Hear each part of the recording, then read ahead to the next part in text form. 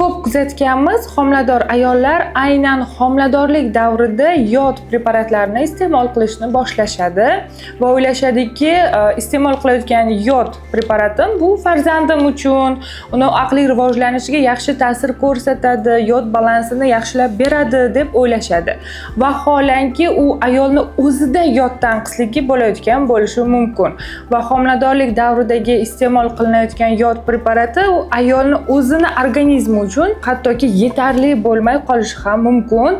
Shuning uchun albatta homiladorlikdan oldin va homiladorlik davrida albatta shifokor nazoratida organizmdagi yod miqdorini aniqlab turibgina yod preparatlarini ichib yurishimiz kerak bo'ladi. Xo'p, nega aynan homiladorlik davrida yod preparatlarini yoki bo'lmasam yodga boy mahsulotlarni ko'proq iste'mol qilishimiz kerak? Demak, bola rivojlanayotganda bolani aqliy rivojlanishiga, bo'y o'sishiga yaxshi ta'sir ko'rsatadi, ya'ni yodni yetarli miqdorda bo'lganligi. Homiladorlikda tug'ish jarayonida bola kam vazn bilan tug'ilishi mumkin, qachonki yod yetishmovchiligi kuzatilsa.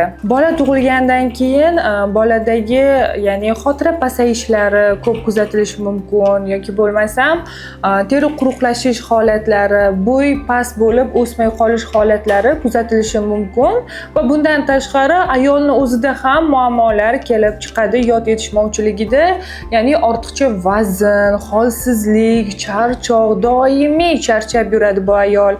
Shuning uchun albatta shifokor nazoratida organizmdagi yod miqdorini tekshirib, doimiy yod preparatlarini iste'mol qilib yurishimiz kerak.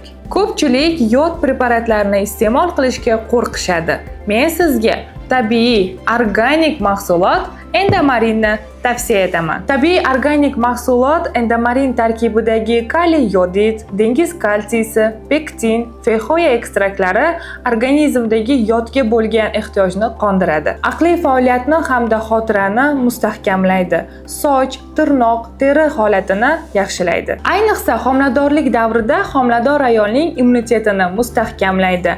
Rivojlanib kelayotgan bolakayning asab sistemasi yaxshi rivojlanishida hamda bolajon sog'lom tug'ilishida yaxshi yordam beradi. Endamarin mahsuloti to'g'risida batafsil ma'lumotga ega bo'lishni xohlasangiz, kommentariyaga Endamarin so'zini yozib qoldiring.